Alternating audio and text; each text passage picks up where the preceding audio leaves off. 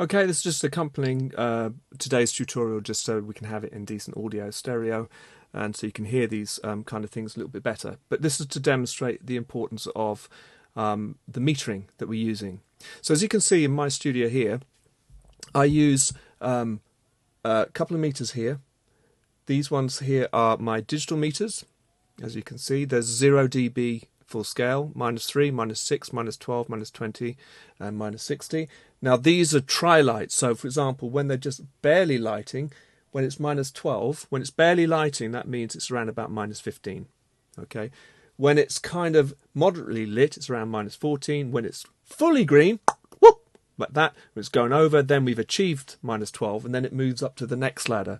So these are very accurate meter readings. Now these are important for me because this is the level going back into my workstation, having passed through the console, and this will let me know if I'm going to get any clipping, and I do not want those to go in the red. Even the momentary clips coming from there will be digital distortion. So that is very important for me when I'm mixing, so I know exactly the levels that I'm working with.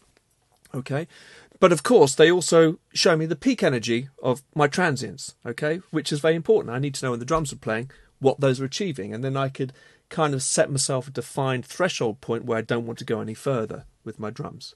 And then below that I've got VU meters, which measure the volume units, and these are RMS sensing meters that don't respond to transients like peaks. They kind of are very sluggish. So by the time the transit happened, this has gone, oh, what was that? And then it's missed it. However, what they do show is when your levels are increasing, okay, and the RMS, the average level, is increasing. So I'm using a combination of this for my peak energy and this for my sense of loudness. Okay, so as I'm mixing, I kind of want these meters to kind of get up to around about 12 o'clock as I'm viewing them, which is around about -3 VU. Okay, and -3 VU is equivalent to around about 0 dBu on these meters, and the +4 and 0 dBu kind of reference is to take into account the ballistics of these. Okay, so when this on a steady stream pink noise is showing 0 dBu on here with pink noise, when I make my reference test, these will show around about -3, -4. When these are showing 0 VU, these meters on 0 dBu, which is the measurement of the voltage, will be at +4. So remember, 0 VU is measuring volume units. Okay, it's not really meaning anything, but these are calibrated to work with those because these give me a sense of how loud the sound is. Now, also usefully, these also have a little peak LED meter in there, which will light 3 dB below the clipping point of this analog device. Now, most agreed standards of analog devices working at what we call a +4 level with respect to a voltage tend to have about 20 decibels of voltage gain headroom, if you like, above their reference 0 level, their line level 0 reference. So these light around about 17 dB above that 0 reference point. And the nice thing about them is when they're starting to clip, this is around about -3. So it gives me another warning when I'm getting close. Okay, so these are quite handy meters in general, and these date from the late 70s, old TIAC stuff, which was like the home studio market, but an awful lot of pro engineers were using these and helping get started. And this is a very, very useful thing for me because I need VU meters and peak meters when I'm mixing. Peak do not give you a sense of how loud it is. They just give you a quick transient voltage spike, the peak energy of the wave. But the RMS, the average level, is what is displayed on this, and these do not show it. Okay. Over here, just briefly, you can see my analog console are quasi-peak. So these will register a peak point, very similar to that, but they have a slow release, which kind of gives a slight VU kind of characteristic. So whilst they're quite useful, I use these as a reference to try and find myself around 0 +2 and a dBu scale. They can sometimes not be showing that I'm clipping on here. They're not as fast as these, but they're faster than these. Okay, so I'm using all 3 of those meters in order to do it. Okay, so that's all very good. I've got my sounds coming in electrically. As you can see just briefly, if I push this down, you can see I've got sounds coming in, okay, at the moment. And let's just put that back up again because I'm trying to get the best resolution I can so that you can actually see the needles moving on here. I'm sorry about this, it's very washed out. I can't change any of the settings on this camera when I'm using this particular application. But never mind, I think you can just make out the needles moving and the respect for peak. Now, of course, all that's fine. That's what my system's doing. But I need to be able to make accurate judgments about how loud my bass is and how loud all those sort of things are. So I would need to calibrate the level. And with pink noise just coming out of my digital audio workstation, equating to around about 0 dBu reference on here. Okay. When I put that into the mix with my faders up full and I turn this up, and with the meter at the listening position, I gauge 83 dB SPL on a C-weighted measurement. I can then calibrate where the decent leveling point is for my mix. Okay, so there may be a little bit of feedback from my microphone. It's very difficult to manage all these things at one time. But I know if I've got my monitor control here set around about 12 o'clock and my signals averaging plus or minus 0 dBu, about -3, -4 on VU, okay, which are volume units, and with peaks around about -3 to -5 around here, I have got my system working correctly and I'm hearing it at a good equal loudness contour level where I can make those judgments. Okay, so I'm working with my tools and I'm listening to the music. Okay, I mean, I could work at lower level, but I won't be able to gauge the level of my bass properly with respect to the creative side, the subjective, the objective. So I can use the meters to help me, but I still need to be able to balance it. So there we're tying in all these kind of elements. Right, so let's start off. So hopefully you can see this. Let's just turn this EQ and get rid of some of the top end so it doesn't whistle so much. I'm trying to get this in so that you can hear my voice over the music. So let's just bring some drums in.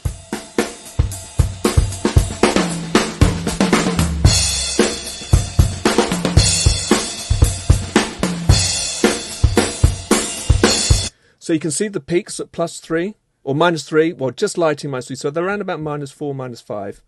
But the VU meters are barely moving. They're just going up to around about -10, -7 VU. In fact, you can see it's the kick drum of all of the sounds in there that are actually pushing up a little bit higher. And if you listen to the kick drum, it's got some length, he says, as the track finishes. We'll just wait for it to start again, which only take a couple of seconds. The point is, the kick drum has got a little bit oomph to it, and that will be registered by this a little bit. And in a sense, that's what compression does. Compression can stretch out a sound. But we do want those transients. Okay, here we go.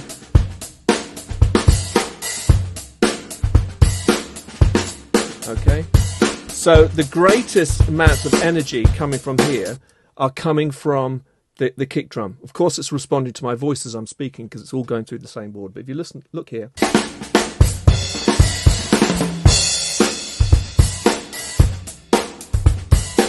Okay. Now let's put the bass in. See how it stays up? It's around about -5 VU at most, -4 VU. But it's only showing around about -14 to -12 here. Add the drums. There's our peak energy.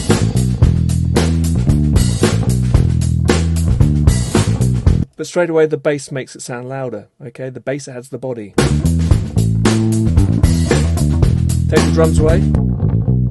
See how the bass is adding the VU because it's a consistent, loud, sustaining kind of.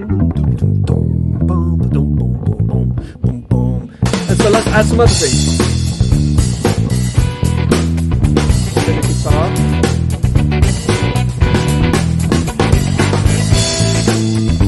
The peak hasn't changed. No change on the peak.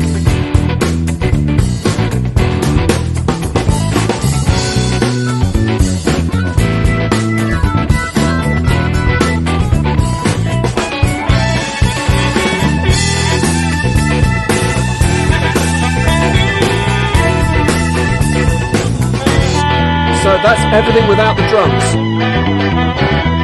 Look where they are.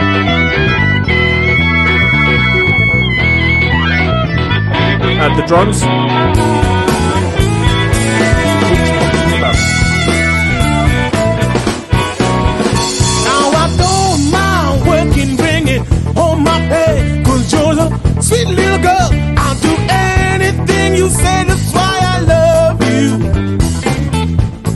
That's why I love you. That's why I love you. So Oh, what I'm baby, wanting how good to me.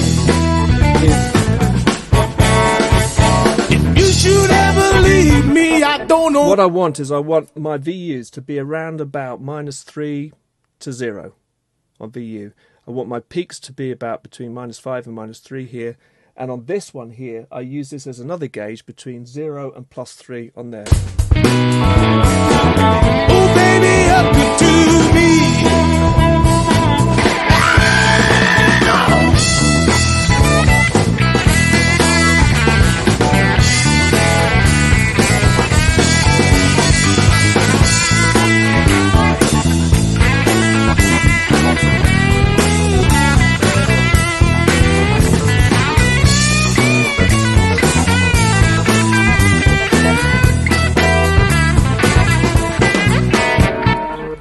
So as you can see, that's how I'm using my metering. Okay, it's an important thing. And you know, you might see actually, let's just show this with the drums. See, I can get this to peak.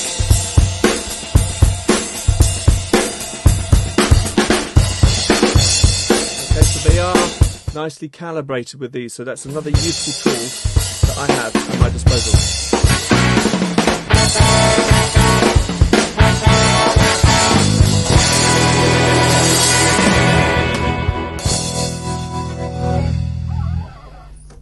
There you go. So that's using meters. So calibration of my monitors, important. Fletcher months equal loudness contours. I need to be at a decent level. Okay. Pink noise, 83 dB SPL. But take into account that there could be about 20 dB of peak energy above that. So that's why when we're mixing, we need to take lots of breaks. Work for an hour, then take half an hour break, whatever. Because that peak energy, you don't really notice as being loud, but your eardrums go, wow, wow, wow, wow, what's that? And your little muscles will start to clamp down in there and you start losing your perception. And then you start to overcompensate with an EQ. And as a result, your mix sounds awful the next day. Okay. But aside from that, using the meters, peak energy, our average level, loudness, transients, and edge. Okay. And I'm using both these sort of things so you can see why these are important. Inside Logic or inside Pro Tools, you can actually put a meter on, certainly in Logic and the utilities. There is your general meter, your utility meter can be set up to show peak and RMS. And if I were you, whenever you're mixing, you have to go through a master fader in order to come out. Put that little meter as a utility plug in your master fader and just have it open all the time top right, and that becomes your reference. And it'll show you when you're clipping. Because if you're clipping on the master, it's going to be clipping in your audio file and it's going to sound awful when it's played back on every device. Because it's going to cause distortion at any analog to digital converter. So try and aim to have a limit. So for example, when I'm mixing the box, I try and aim for a limit around about -5, -6, if I can with the drums, where the peak transients. And I add all the other things, and I look at it, and if there's one thing shoots up, I stop the file and I look for where the problem is. And it could be just a simple little glitch somewhere. It could be the singer makes a kind of really aggressive jab at a sound, and it's just enough to push your entire system over. Isolate that file, bring it down. Okay, but that's what I do. So I define the range of where I want my peaks to be, and then I work with compression and all the other instruments to bring the levels up. Okay, with vocals, it's one of the reasons why we tend to have a quick attack on vocals for compression, because vocals have a lot of at the front end of the sound, which can throw your master bus off. And with a bit of a quick attack compressor, which is why the 1176 is great, for example, on vocals, it tames a lot of that, smooths the vocal out, but still gives it a lot of presence and intelligibility at the front end, and it's easier to mix. Okay, so you know, you can start seeing how the processes are involved with this and how you can use your metering and your tools as a result. So there you go. Hopefully that puts a lot of things we did today in context.